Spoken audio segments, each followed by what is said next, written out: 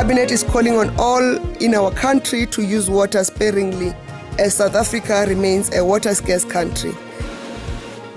Mongameli Cyril Ramaphosa uzakhokela igqiza lekhabhinethi ezakubamba intetho kunye neenkokheli zaseburhulumenteni zamaphondo ohlukeneyo kwakunye nezigqeba ezilawula amaphondo. At this stage, she is being linked to at least 6 murders. We are told she took out funeral policies, accidental life covers. Liza kuvela phambi kwenkundla kamantyi yasepulukwane ngomso ipolisa laseLimpopo elibanjwe lityhola ngokuphehla igumgedle lokubulawa kwabantu ukuze lixhamle kwintlawulo ye-insurance.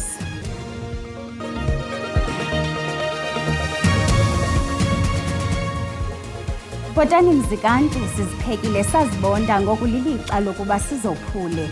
Singaphosanga maseko masinirhabulise kwibhekile yasemini nje. Mongameli Cyril Ramaphosa uzakhokela igqiza lekhabhinethi elizakubamba intetho kunye neenkokheli zaseburhulumenteni zamaphondo ohlukeneyo kwakunye nezigqeba ezilawula amaphondo. Utyelelo lokuqala luza kuba kwiphondo laseLimpopo ngolwesihlanu umhla wokuqala kuNovemba, lulandelwe lolwaKwaZulu-Natal ngolwesine umhla wesi-7 kuNovemba. Oku kubhengezwe ngumphathiswa kwiofisi yobongameli uKhumbudzo Ntshavheni ngelixa ebethetha ngeziphumo zentlanganiso yekhabhinethi nebibanjwe izolo. uNtshavheni uthi ikhabhinethi ikwamkele ngezandla ezishushu ukubanjwa komthubelezisi weziyobisi kwisikhululo senqwelomoya i-OR Tambo eRhawutini kutshanje. Kubanjwe abathubelezisi beziyobisi abaliqela kwesi sikhululo senqwelomoya neziyobisi ezibalelwa kwizigidi zerandi. uNtshavheni ukwamemelele abemi beli ukuba basebenzise amanzi ngononophelo. On public announcement, Cabinet is calling on all in our country to use water sparingly, as South Africa remains a water-scarce country, and we are currently experiencing water shortages. In particular, we urge the residents of Gauteng and KwaZulu-Natal, where level 1 and level 2 water restrictions have been applied, to adhere to prescribed restrictions. Water is life. Let's use it responsibly. Uqhube ngelithi ikhabhinethi kuncomile ukuthi wankange esigwebo esikhulu kungangosinathi phakathi. Uphakathi ufunyenwe enetyala kumatyala ngama-90 okudlwengula kunye nawokuxhaphaza ngesondo. Ugwetywe iminyaka engama-42 ngokudlwengula waze waphinda wathi wanka iminyaka engama-791 eqamele ngenqindi etolongweni ngokubulala. uNtshavheni uthi isigwebo sikaphakathi sigqithisa umyalezo ocaceca ukuba ayikho indawo yabantu abaxhaphaza abantu ngokwesini kweli. The people who are killing women, the people who are raping women, the people who are abusing children are our brothers, are our fathers, are our husbands, are our neighbors, and though some children are abused by women, by the way. But the society waits until the situation is worse to report. Uqwele ngokugcwala emswaneni kusapho lwenkokheli yecawe iRema, uPastor Rema Kholi, waze wadlulisa namazwi ovelwano kusapho lwemvumi yomculo wegospile uSolimuhulu.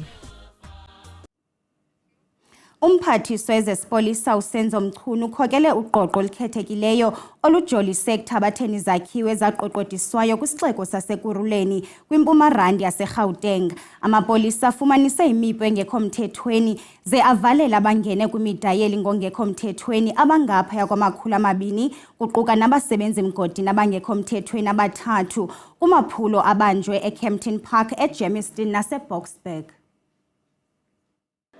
Umphathiswa wezesipolisa uSenzo Mchunu uthi uqhagamshelwano lombane ngokungekho mthethweni kwezindawo zokuhlala lubeka impilo zabantu emngciphekweni. Amagosa onyanzeliso mthetho ajolise nasekusiphuleni nengcambu uthengiso lweziyobisi kwingingqi yaseGermiston eKuruleni.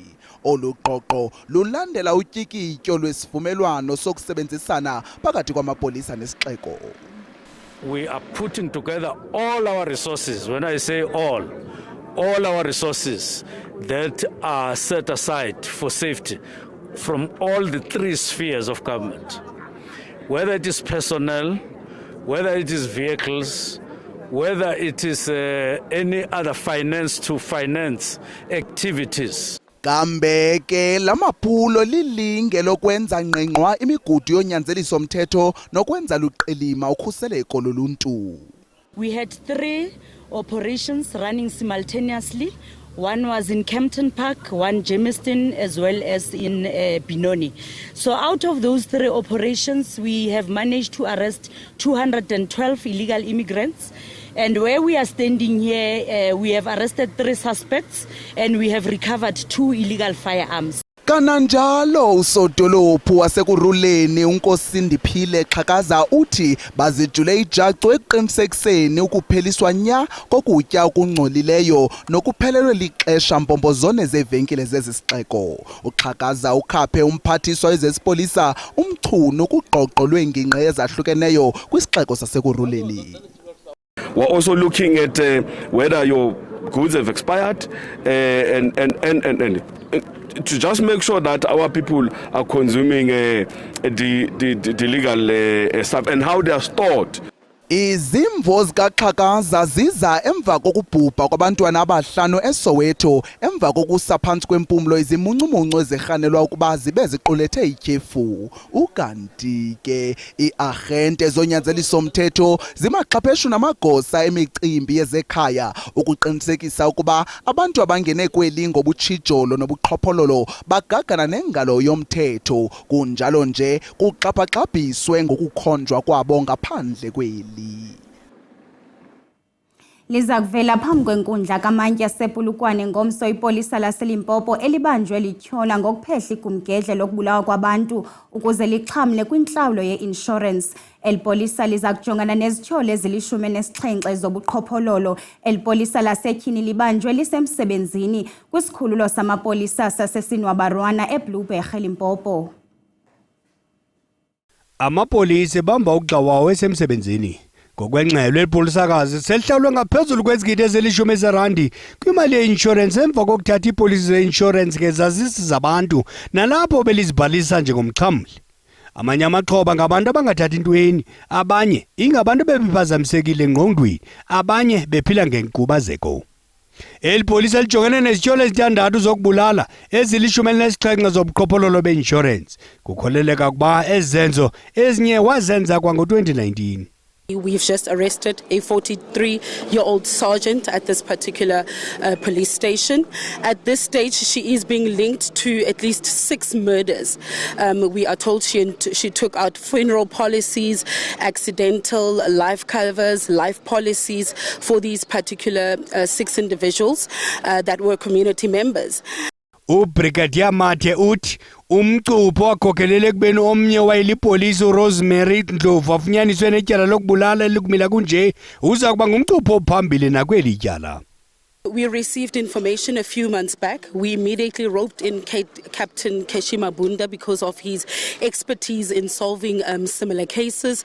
He immediately began approaching the insurance companies and so on.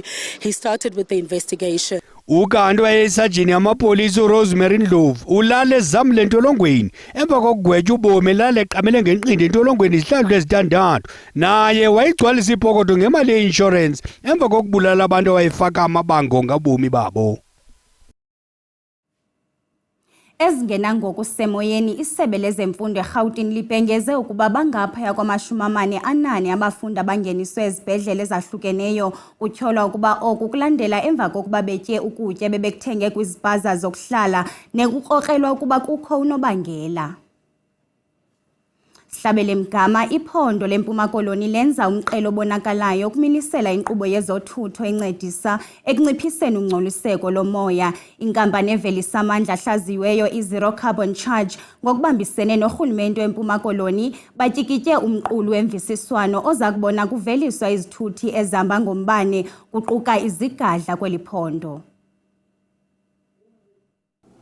Iinkampani ezenza imoto kwihlabathi sele ziqalile ukwenza iinqwelo ezisebenzisa umbane.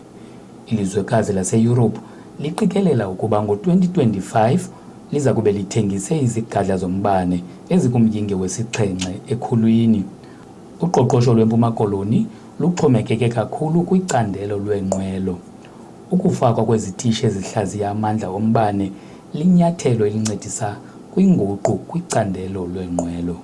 So kufuneka ngoku kutrainwe abantu aba bakwi-panel beaters, auto body repairers, bakwazi ukuhandlisha imoto zombane xa imoto imile okanye xa imoto iyolungiswa. Imoto for instance yombane ayina-engine, so uthini umntu xa ebona loo moto ingena-engine? So kuyafuneka ngoba siskill abantu bakwazi ukuphatha ezo moto zinjalo. Ingaphaya kwe-11 billion rand imali eza kutyalwa xa kufakelwa izitishi zokuhlaziya amandla eenqwelo ezihamba ngombane. If we migrate to electric vehicles and we don't have to import the energy in the form of petrol and diesel, the country will save in the order of 300 billion rand a year in foreign exchange that will stay in the local economy. Olu tyalo-mali lufika ngethuba apho enye yeenkampani eyenza iimoto nezinze ephondweni idenda abasebenzi ngenxa yododobalo loqoqosho. Urhulumente wephondo uyalamkela elinyathelo.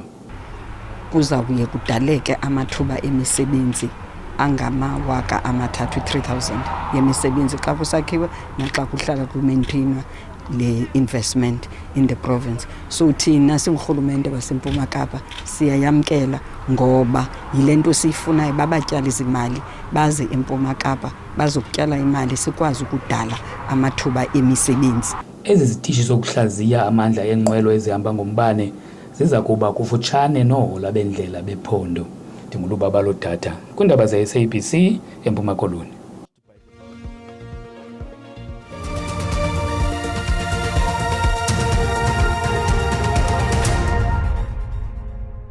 Sinamkele kwakhona sihlabele mgama. Ilungu elitsha le-MK Party uAbel Tau ufunge ngelithi uza kuyitshayisa qhumu ukusebenzela lo mbutho uqinisekisa unyulo lomasipala luka-2026.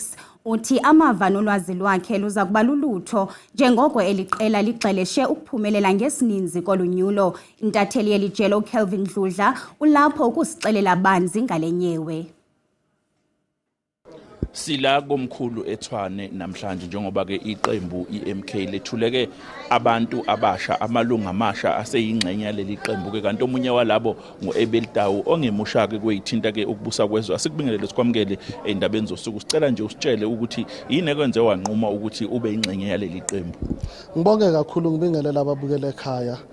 Ngicabanga ukuthi ukubheka ngco ukuthi yini isimemezelo sika baba umhlonishwa ubaba Jacob Zuma so ukuthi njengabantu abamnyama asihlangane sibe imbumba sikwazi ukuthi silwisane nezigigaba ezibhekene nathi. 30 years into democracy sisayithola singabantu ekungukuthi yibona ebantulayo kunabo bonke ezweni elinganakulingana kuna wonke emhlabeni jikelele. And I genuinely felt ukuthi isimemezelo leso resonate nenhliziyo yami because njengamaphathi noma inhlangano zabantu abamnyama ezincane eyethu beyikhula kahle kodwa we are going to cancel each other uma siloku sikhuluma against each other. Kubalulekile ukuthi we all join the ranks sikwazi ukuthi sishove ngasohlangothini elilodwa so that we can really see progress yempilo zabantu bethu zicala ukuthi ziqhubekele phambili. Umbuzo wami obulandela yiwo lo ukuthi ngabe uyalivala iqembu lakho? Iqembu lethu okwamanje njengoba bengihola nabanye abantu ngiyakholelwa ekutheni sikhulumile sizolivala iqembu kodwa asibekanga isibhamu ekhanda lomuntu ukuthi kumele eze ku-MK Party. Ekuzokwenzeka ukuthi sizoba nemihlangano uma siya phambili ukumukela amamlungu weqembu lethu okuza ku-MK Party. Lokho kuzobe kuyinto enzeka emavikini asikuwazayo. Ngiyakholelwa ukuthi wonke umuntu uzongilandela njengoba njengomholi kumele ukwazi ukuba ne-influence enough ukuthi abantu abaholayo bakholelwe ku-direction othomakiwe kuyo. Inkokheli ye-EFF uJulius Malema ubhengeze ukuba inkomva yezonyulo yalombutho izaqala ngomhla we-12 ukuya kumhla we-15 kuDisemba kwiziko iNasrec Expo eRhawutini. uMalema ebethetha kwinkomva nabamajelo endaba eWinnie Madikizela Mandela House ukwanti ukwanyathele kwintlaninge yemiba eyohlukileyo. Kwinkomfa nonondaba namhlanje eGauteng uMalema ubhengeze inkomfa yesithathu yajikelele ye-EFF iNational People's Assembly eza kubanjwa ukusukela ngomhla we-12 ukuya ngowe-15 ngoDisemba eGauteng eNasrec Expo Centre phantsi komgomo wokulwela ukwakha nokuphucula inkululeko yezoqoqosho. Lo ngumhlangano ophezulu oqulethe ukuthatyathwa kwezigqibo ze-EFF obanjwa rhoqo emva kweminyaka emihlanu. Ukubhaliswa kwabo baza kuba inxalenye kuza kuqalisa kwidyunivesithi yeRhawutini eSoweto ngomhla we-12 kaDisemba yaye kuqinisekiswe abalandeli be-EFF ngeenkqubo ezicwangcisiweyo ukuthintela nawaphi na amagingxi-gingxi. All delegates will take place at the University of Johannesburg Soweto campus on the 12th of December, starting from 10 a.m. All delegates from branches, regions and provinces will be transported to the registration venue and accommodation in various hotels around Johannesburg with daily shuttles to Nasrec Expo Centre. Malema uqinise injongo ye-EFF yokulwela ukwabiwa nokusetyenziswa komhlaba ngokulinganayo.